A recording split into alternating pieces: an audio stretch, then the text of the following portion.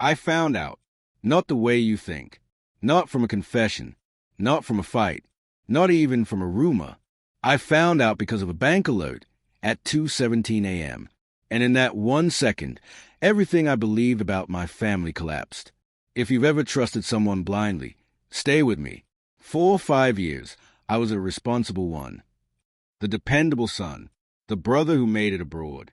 The one everyone called when school fees were due, hospital bills piled up, or rent was late. I didn't complain.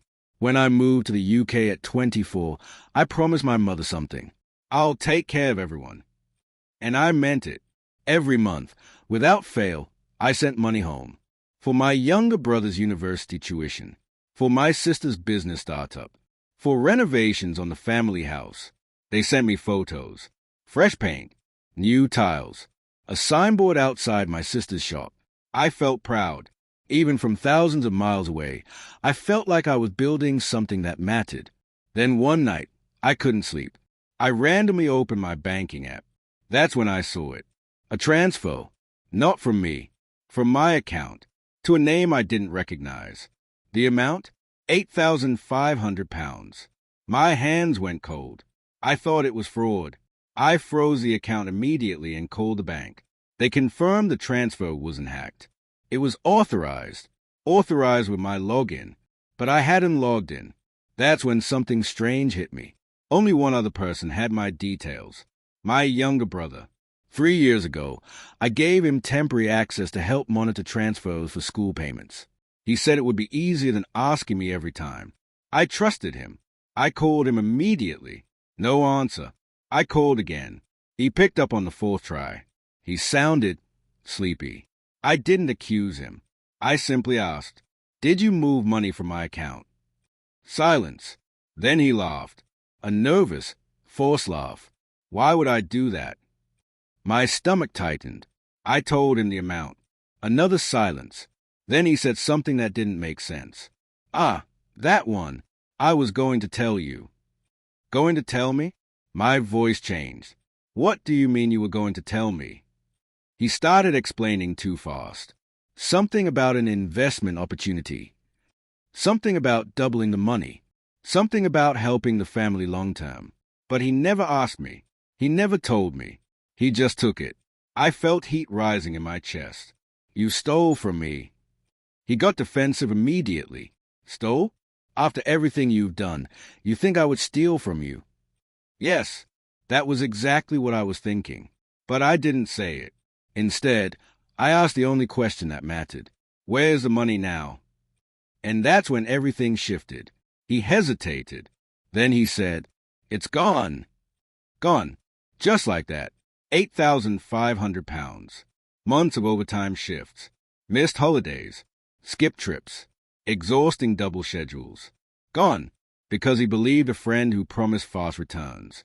Because he thought he could gamble with money that wasn't his. Because he thought I would never find out. I hung up. I couldn't breathe. But something inside me wasn't adding up. Why would he risk that much without telling me? The next morning, I called my sister. She sounded strangely calm, almost prepared. I asked her if she knew about the investment.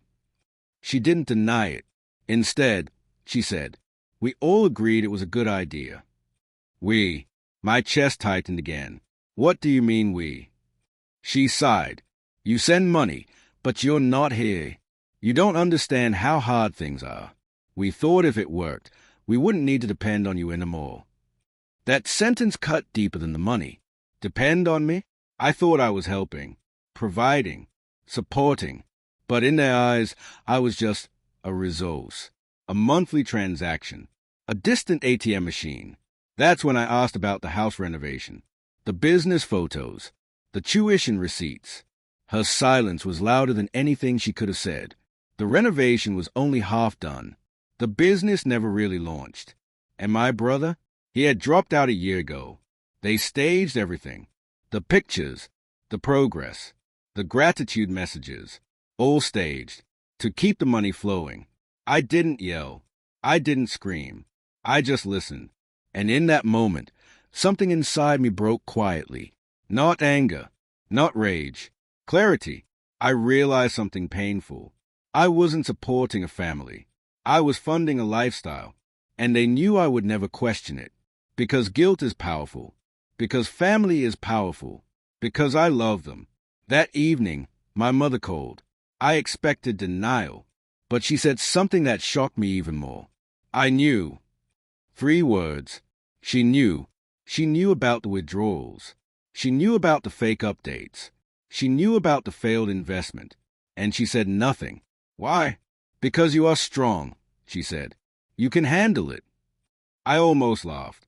Strong? No. I was just silent. And they confused silence for weakness. That night, I made a decision. Not out of revenge. Not out of hatred. But out of self-respect. I closed the shared access permanently. I set up automatic transfers for specific bills only. School fees will be paid directly to institutions. Medical bills paid directly to hospitals.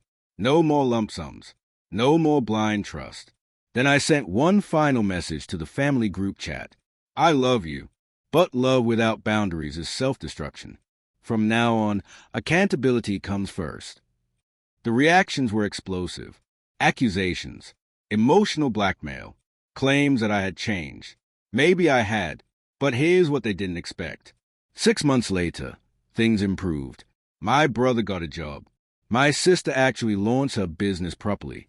Suddenly, they became resourceful.